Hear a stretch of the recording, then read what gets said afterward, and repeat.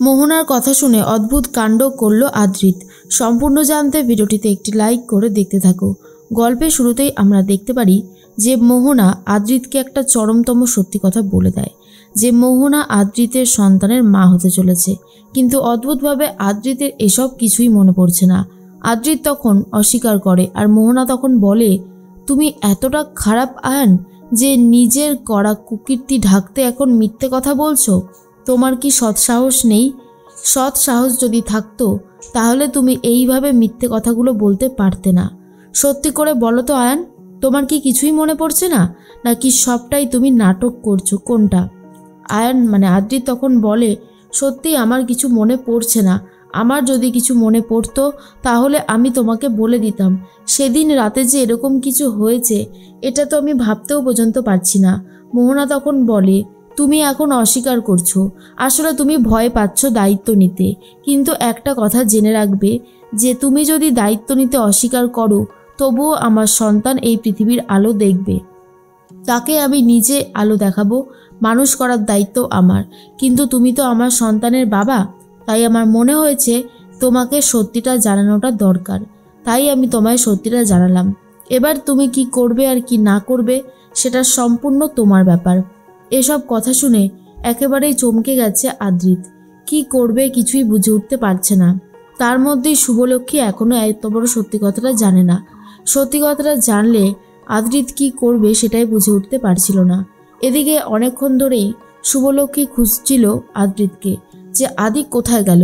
অনেকটা সময় হয়ে গেছে, এখনো পর্যন্ত আদ্রিতকে দেখতে পায়নি। আকাশ তখন বলে, মোহনা কোথায় গেল? মোহনাকেও তো দেখছি না। সুনন্দা বলে, দেখছি মোহনা কোথায় গেল। বলতে বলতে মোহনা চলে এসেছে। শুভ তখন ভাবে, এ কি, মোহনা তো এখানে রয়েছে, তাহলে কি আদি আলাদা রয়েছে? কোথায় গেল আদি?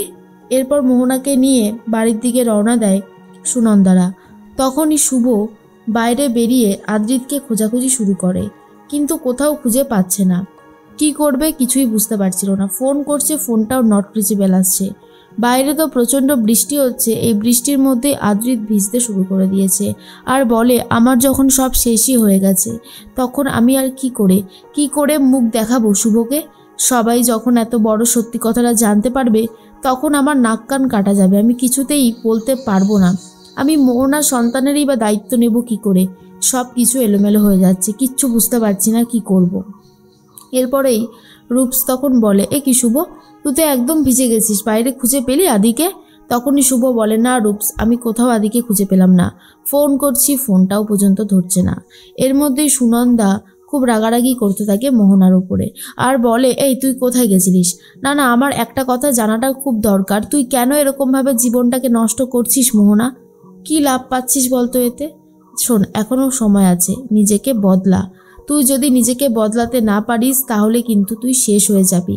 এখনও বলে যাচ্ছি। কিন্তু মোহনা নিজে কি করবে নিজেই বুঝে উঠতে পারে না আর বলে, সব কথা সবাইকে বলা যায় না মা। জীবনে এমন অনেক কথা থাকে যেগুলো হয়তো আমি বলতে পারবো না। এই বলেই মোহনা ভেতরে চলে যায়। তখনই সুনন্দার ডাউট হতে শুরু করে আর ভাবে, তবে কি আমি যেটা ভাবছি সেটাই ঠিক? না না, এরকম কিছু হতে পারে না, কিছুই হতে পারে না এরকম। এদিকে আদ্রিত বৃষ্টির মধ্যে ভিজতে শুরু করলে মনে মনে ভাবতে থাকি, আমার যখন অ্যাক্সিডেন্ট হলো তখন আমি কেন শেষ হয়ে গেলাম না? কেন আমার জন্য এইভাবে আমার ফ্যামিলির বদনাম হবে? আমি নিজেকে শেষ করে দেব, এই কথাগুলোই ভাবছিল। আর অন্যদিকে শুভ ভাবে, এতটা সময় হয়ে গেল আদি এখনও বাড়িতে ফিরল না। কি করছে কি না করছে কিছুই তো বুঝে উঠতে পারছি না। কি করব আমি এখন? রূপস তখন বলে, শুভ, তুই এত চিন্তা করিস না। আমার মনে হয় আদি কোনো ইম্পর্ট্যান্ট কাজে গেছে, না হলেও কোথায় বা যাবে, ও ফিরে আসবে, একদমই ভাবিস না। কিন্তু শুভর মনের মধ্যে একটা টেনশন হতে থাকে। শুভ নিজে কি করবে বুঝে উঠতে পারছে না। তার মধ্যেই আদি প্রচুর পরিমাণে কষ্ট পেতে থাকে আর নিজেকে আঘাত করতে থাকে। আদি ভাবে যেটা হয়েছে সেটা খুব খারাপ হয়েছে। শুভলক্ষ্মী যখন সবটা জানতে পারবে তখন আমাকে কোনোভাবেই ক্ষমা করতে পারবে না। তার আগে আমি এক কাজ করি, আমি বরং নিজেকেই শেষ করে দিই, সেটাই অনেক ভালো হবে। এইসবই ভাবতে থাকে আদি। অন্যদিকে শুভর খুব খারাপ লাগে। একদিকে মোহনার কথা ভাবে আর একদিকে ভাবে আদির কথা। হয়তো দুজন মিলে মিট করেছে। শুভ নিজেকেই নিজে খারাপ ভাবতে থাকে আর বলে, আমি যে কখনো আমার স্বামীর নামে এসব কথা ভাবতে পারি সেটা আমার এখনো পর্যন্ত বিশ্বাস হচ্ছে না। কিন্তু আদি রিসেন্টলি যা কাজবাজ করেছে তাতে আমার আদির ওপর থেকে ভরসার বিশ্বাস উঠে গেছে।